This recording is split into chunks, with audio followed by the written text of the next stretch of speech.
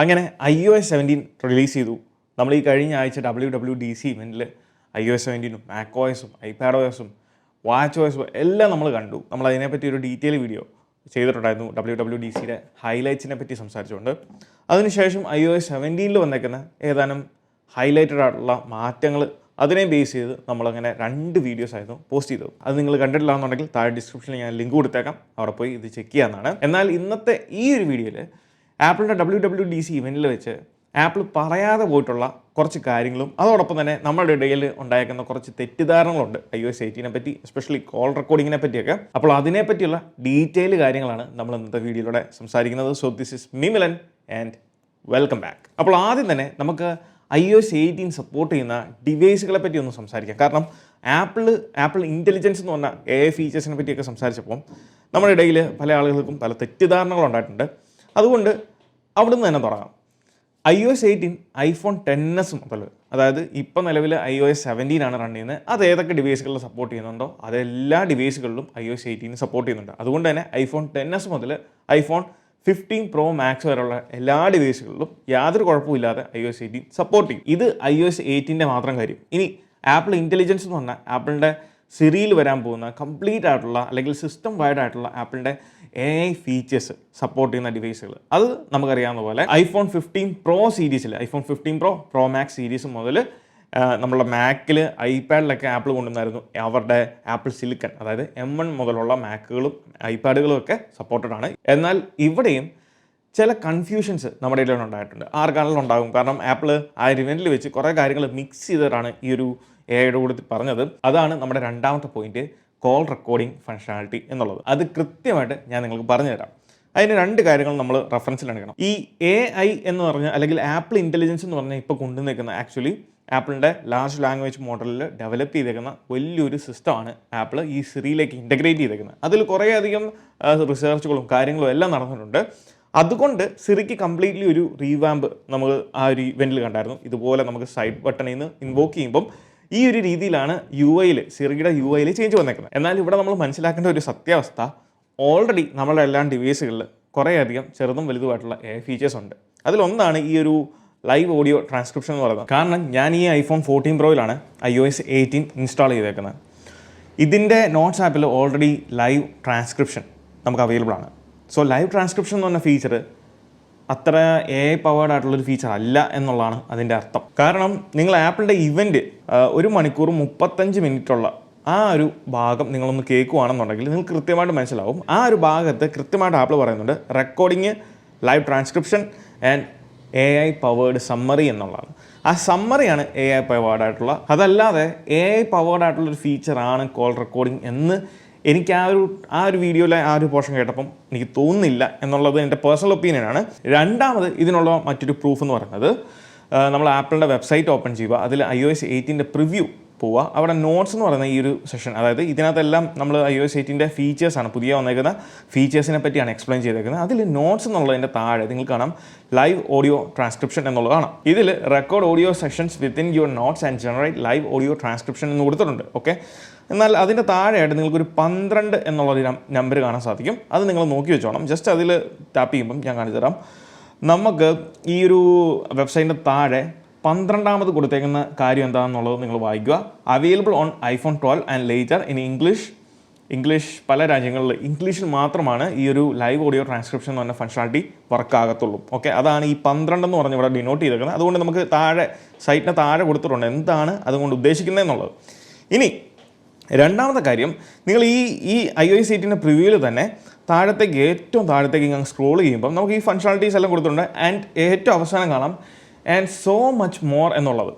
അതിൽ accessibility, calculator, അതിനെപ്പറ്റിയൊക്കെ പറഞ്ഞിട്ടുണ്ട്. And ഏറ്റവും അവസാനം ഇവിടെ ഫോൺ എന്ന് പറഞ്ഞൊരു ഓപ്ഷൻ കൊടുത്തിട്ടുണ്ട്. ഓക്കെ, ഫോണിൽ നിങ്ങളൊന്ന് ശ്രദ്ധിച്ച് നോക്കിക്കോണം.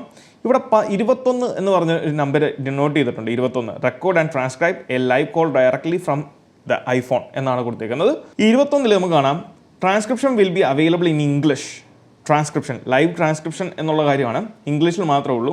അത് ഏതൊക്കെ ഇംഗ്ലീഷിൽ എന്നുള്ളത് കൊടുത്തിട്ടുണ്ട്. UK, US, Australia, Canada, India, Ireland, New Zealand, Singapore. പിന്നെയുള്ള സ്പാനിഷ്, ഫ്രഞ്ച്, ജർമ്മൻ, ജാപ്പനീസ്, അങ്ങനെ കുറച്ച് ഭാഷകളിലാണ് ലൈവ് ട്രാൻസ്ക്രിപ്ഷൻ കൊടുത്തേക്കുന്നത്. ലൈവ് ട്രാൻസ്ക്രിപ്ഷൻ എന്നാണ് പറഞ്ഞേക്കുന്നത്, റെക്കോർഡ് എന്നുള്ളതല്ല പറഞ്ഞേക്കുന്നത്. സോ വിച്ച് മീൻസ് ഇതിനകത്തെ റെക്കോർഡിംഗ് ഫംഗ്ഷനാലിറ്റി, കോൾ റെക്കോർഡ് ചെയ്യാനുള്ള കേപ്പബിലിറ്റി എന്ന് പറയുന്നത് അതൊരു AI പവേർഡ് ഫീച്ചർ ആണെന്ന് തോന്നുന്നില്ല. ഇത് ഡൗട്ട് വരാനുള്ള കാര്യം എന്താണെന്ന് വെച്ചാൽ, നമ്മൾ ആപ്പിൾ ഇൻ്റലിജൻസിൻ്റെ സൈറ്റിൽ അല്ലെങ്കിൽ അത് ഇതിൽ ഓപ്പൺ ചെയ്യുകയാണെന്നുണ്ടെങ്കിൽ നിങ്ങൾക്ക് കാണാം ആപ്പിൾ ഇൻ്റലിജൻസിൻ്റെ ഡീറ്റെയിൽസ് കൊടുത്തേക്കുന്നതിനകത്ത് താഴത്തേക്ക് അങ്ങ് നമ്മൾ സ്ക്രോൾ ചെയ്യുമ്പം എക്സ്പ്ലോർ ന്യൂ ഫീച്ചർ എന്ന് പറഞ്ഞ് കാര്യങ്ങളൊക്കെ കൊടുത്തിട്ടുണ്ട്. അതിൽ just hit record in the note or phone app to capture audio recording and transcription. അതിൻ്റെ താഴെ നിങ്ങൾ നോക്കിക്കോണം Apple intelligence generates summaries for your transcription എന്നാണ് കൊടുത്തേക്കുന്നത്. ആപ്പിൾ ഇൻ്റലിജൻസ് ചെയ്യുന്നത് സമ്മറീസ് ആണ്, അല്ലാതെ ലൈവ് ട്രാൻസ്ക്രിപ്ഷൻ അല്ല ചെയ്യുന്നത്. അതോടൊപ്പം തന്നെ റെക്കോർഡിംഗ് എന്ന് പറയുന്നത് ഒരു AI പവേർഡ് ഫീച്ചർ അല്ല എന്നാണ് ഇത് സൂചിപ്പിക്കുന്നത്. സോ ഇത്രയും പോയിന്റ്സ് ഞാൻ നിങ്ങളുടെ മുന്നിൽ നിരത്തിയിട്ടുണ്ട്.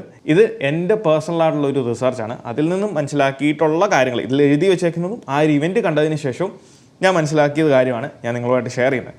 വിച്ച് മീൻസ് ഇവിടെ 12ാമത്തെ പോയിന്റിൽ available on iPhone 12 and later എന്നാണ് പറഞ്ഞേക്കുന്നത്. ഇത് പറയുന്നത് ലൈവ് ട്രാൻസ്ക്രിപ്ഷനെ പറ്റിയാണ്. എന്നാൽ വളരെ വ്യക്തമായിട്ട് പറഞ്ഞിട്ടുണ്ട് നമ്മുടെ ഫോണിൽ റെക്കോർഡ് ആൻഡ് ട്രാൻസ്ക്രൈബ് എന്നാണ് പറഞ്ഞത്. സോ ട്രാൻസ്ക്രിപ്ഷൻ എന്നുള്ളത് അവിടെ നിൽക്കട്ടെ, പക്ഷേ കോൾ റെക്കോർഡിങ്ങിൻ്റെ ഫംഗ്ഷനാലിറ്റി മിക്കവാറും ഒന്നെങ്കിൽ iPhone 12 മുതൽ iPhone 12, 13, 14, 15 ഈ സീരീസിൽ, അല്ലാന്നുണ്ടെങ്കിൽ എല്ലാ ഡിവൈസുകളിലും iPhone XS മുതലുള്ള ഡിവൈസുകളിലും നമുക്ക് കോൾ റെക്കോർഡിംഗ് വരാനുള്ള ചാൻസസ് ആണ് കാണുന്നത്. കറൻറ്റ്ലി iOS 18 റൺ ചെയ്യുന്ന iPhone നമ്മളുടെ 14 Proയിൽ കോൾ റെക്കോർഡിംഗ് ഇല്ല. കോൾ റെക്കോർഡിംഗ് മാത്രമല്ല AI പവേർഡായിട്ടുള്ള പല ഫീച്ചേഴ്സും ആപ്പിൾ ഇംപ്ലിമെൻറ്റ് ചെയ്തിട്ടില്ല.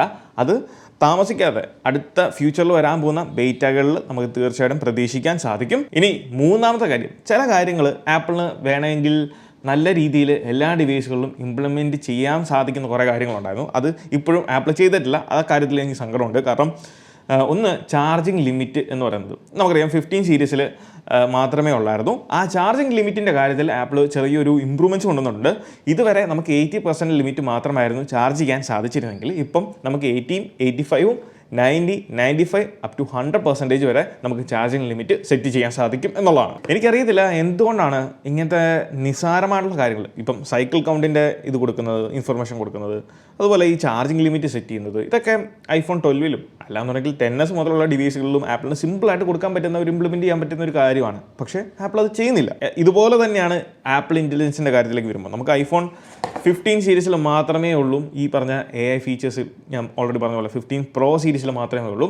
എന്നാൽ iPhone 14 Pro, 13 Pro ഒക്കെ നല്ല പവർഫുൾ ആയിട്ടുള്ളൊരു ചിപ്പ് സെറ്റുള്ള ഒരു ഡിവൈസുകളാണ്. പക്ഷേ അതിലും ആപ്പിൾ ഓൺ ഡിവൈസ് ഫംഗ്ഷനാലിറ്റി, അതായത് AIയുടെ ഓൺ ഡിവൈസിൽ നടക്കുന്ന ഫംഗ്ഷനാലിറ്റീസ് മാത്രമാണ് ഈ ഡിവൈസുകളിലൊന്നും ഇല്ലാത്ത. എന്നാൽ ക്ലൗഡ് ബേസ്ഡ് ആയിട്ടുള്ള മിക്ക ഫംഗ്ഷനാലിറ്റീസും എനിക്ക് തോന്നുന്നു എല്ലാ ഡിവൈസുകളിലും കാണാനുള്ള ചാൻസസ് ആണ് ഞാൻ കാണുന്നത്. കാരണം AI ആക്ഷൻസ് എക്സിക്യൂട്ട് ചെയ്യാനുള്ള കമ്പ്യൂട്ടിംഗ് പവർ തരാൻ സാധിക്കാത്ത ഡിവൈസുകളിൽ മിക്കവാറും ഈ പറഞ്ഞ ക്ലൗഡ് ബേസ്ഡ് ആയിട്ടുള്ള AI ഫംഗ്ഷനാലിറ്റീസ് ആയിരിക്കാം കാണാനുള്ള ചാൻസ്. അതിൽ ഏതൊക്കെ ഉണ്ടാകും, എങ്ങനെയൊക്കെ ആകും എന്നുള്ളത് ആപ്പിൾ ഈ പറഞ്ഞ AI ഫംഗ്ഷനാലിറ്റീസ് റിലീസ് ചെയ്യുന്ന ടൈമിൽ അല്ലെങ്കിൽ ഒഫീഷ്യലി എല്ലാവർക്കും അനൗൺസ് ആകുന്ന സമയത്ത് മാത്രമേ നമുക്ക് കൃത്യമായിട്ടുള്ള അതിനെപ്പറ്റിയുള്ള വിലയിരുത്തലുകൾ നടത്താൻ സാധിക്കത്തുള്ളൂ. ഇതിൽ അടുത്ത കാര്യം എന്ന് പറയുന്നത് എനിക്ക് 100% ഉറപ്പാണ്, അധികം ആളുകൾ ശ്രദ്ധിക്കാതെ പോയിട്ടുള്ള എന്നാൽ വളരെയധികം ഇമ്പാക്റ്റ് ഉണ്ടാക്കുന്ന ഒരു ഫീച്ചറാണ് ഷെയർ പ്ലേ. ഇവിടെ നിങ്ങൾ ഈ കാണുന്ന ഷെയർ പ്ലേ, ഇതിൻ്റെ ഡിസ്ക്രിപ്ഷൻ നിങ്ങളൊന്ന് വായിച്ചു നോക്കണം. With enhanced screen sharing capabilities you can now draw on someone's screen so they can see what they can do on their or can control their screen and take actions yourself. Share play എനിക്ക് തോന്നുന്നത് iOS 16 15 apple കൊണ്ടുവന്ന ഒരു ഫംഗ്ഷനാലിറ്റിയാണ്. ഇത് ഇറങ്ങിയ സമയത്ത് നമുക്കറിയാം screen share ചെയ്യാൻ സാധിക്കും എന്നുള്ളത് മാത്രമേ ഉള്ളൂ. എന്നാൽ അതിനപ്പുറം പലപ്പോഴും നമ്മൾ ഉദ്ദേശിക്കുന്ന കാര്യങ്ങൾ കൃത്യമായിട്ട് മറ്റുള്ള ഒരാളിലേക്ക്, നമ്മളിപ്പം പ്രായമുള്ള ആളുകൾക്ക് അല്ലാന്നുണ്ടെങ്കിൽ നമ്മുടെ ഫ്രണ്ട്സിന് തന്നെ നമ്മൾ ചെയ്തു കൊടുക്കണം, അല്ലെങ്കിൽ ഇങ്ങനെയാണ് അത് ചെയ്യേണ്ടത് എന്നുള്ളത് നമ്മൾ ഷെയർ പ്ലേ ഉപയോഗിച്ച് കാണിച്ചു കൊടുത്താൽ പോലും ചിലവർക്ക് ആ കമ്മ്യൂണിക്കേഷനിലെ ഒരു ഇതുകൊണ്ട് ചിലപ്പം മനസ്സിലായിക്കൊള്ളണമെന്നില്ല. എന്നാൽ അതിന് വലിയൊരു മാറ്റമാണ് ആപ്പിൾ ഷെയർ പ്ലേയിലൂടെ കൊണ്ടുവന്നിരിക്കുന്നത്. അത് iPadOS-ൻ്റെ കാര്യത്തിൽ നമുക്ക് ഡീറ്റെയിൽ ആയിട്ട് കാണാൻ സാധിക്കും. ഇവിടെ ഷെയർ പ്ലേനെ പറ്റി ഡീറ്റെയിൽ ആയിട്ട് പറഞ്ഞിട്ടുണ്ട്. Tap and draw in screen sharing.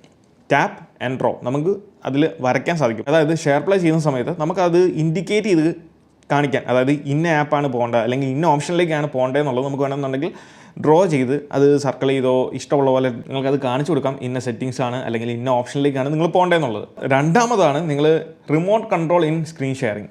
റിമോട്ടിൽ നമുക്ക് കൺട്രോൾ ചെയ്യാം. അവരുടെ സാങ്ഷനോടെ അല്ലെങ്കിൽ കൺസെൻറ്റോടെ നമുക്ക് അവരുടെ ഡിവൈസ് ടേക്ക് ഓവർ ചെയ്യാം. സോ അതുകൊണ്ട് ഈ ഫോൺ ഉപയോഗിച്ചുകൊണ്ട് നിങ്ങൾക്ക് മറ്റൊരാളുടെ ഫോൺ അല്ലാന്നുണ്ടെങ്കിൽ മറ്റൊരാളുടെ ഐപാഡ് നിങ്ങൾക്ക് കൺട്രോൾ ചെയ്ത് അവർക്ക്, അതായത് അവർ ആവശ്യപ്പെടുന്ന കാര്യം ചെയ്തു കൊടുക്കാൻ സാധിക്കും. അത് എത്ര വലിയ ഫീച്ചറാണെന്ന് നിങ്ങളൊന്ന് ജസ്റ്റ് ഒന്ന് ചിന്തിച്ച് നോക്കുക. നിങ്ങൾക്ക് എന്തൊക്കെ കാര്യങ്ങൾ ഒരാളെ ഹെൽപ്പ് ചെയ്യണമെന്നുണ്ടെങ്കിൽ നിങ്ങൾക്കറിയാം, പക്ഷേ അവർക്കറിയത്തില്ല. നിങ്ങൾ പറഞ്ഞു കൊടുക്കുന്നതിന് പകരം നിങ്ങൾക്കത് ചെയ്തു കൊടുക്കാം. It's not simple. അത് ഞാൻ പറഞ്ഞല്ലോ, നിങ്ങൾക്ക് ഏത് ഫീച്ചർ ചെറുതോ വലുതോ ആയിക്കോട്ടെ, ഈ ഫീച്ചേഴ്സ് എല്ലാം തരുന്നുണ്ട്. പക്ഷേ ആ ഫീച്ചേഴ്സ് എല്ലാം നമ്മളുടെ ലൈഫിൽ അല്ലെങ്കിൽ നമ്മളുടെ ആവശ്യത്തിൽ എങ്ങനെ അത് യൂസ് ചെയ്യുന്നു എന്നുള്ളതാണ് അതിനകത്തെ ഇമ്പാക്റ്റ്, അല്ലെങ്കിൽ ആ ഫീച്ചർ കൊണ്ടുണ്ടാക്കുന്ന ആ ഒരു ഇമ്പാക്റ്റ് എന്ന് പറയുന്നത്. എന്തായാലും നമ്മൾ iPadOS-നെ പറ്റിയും macOS-നെ പറ്റിയും ഉള്ള എല്ലാ ഫീച്ചേഴ്സിനെ പറ്റിയും ഡീറ്റെയിൽ ആയിട്ടുള്ള വീഡിയോസ് ചെയ്യുന്നതായിരിക്കും. അപ്പോൾ ഇതൊക്കെയാണ് നമ്മളുടെ ഇടയിൽ ഉണ്ടായിരിക്കുന്ന കുറച്ച് കൺഫ്യൂഷൻസും അതോടൊപ്പം WWDC ഇവൻറ്റിൽ ആപ്പിൾ കൃത്യമായിട്ട് പറയാതെ പോയിട്ടുള്ള കുറച്ച് കാര്യങ്ങളെന്ന് പറയുന്നത്. അപ്പോൾ ഈ ഒരു വീഡിയോ നിങ്ങൾക്ക് ഇഷ്ടമായെന്ന് വിചാരിക്കുന്നു. ഈ വീഡിയോ ഇഷ്ടമായാൽ തീർച്ചയായും പോയി നമ്മുടെ ലൈക്ക് ബട്ടൺ സ്മാഷ് ചെയ്യുക. So once again, this is me Milan. Catch you guys in the next video. Till then, peace.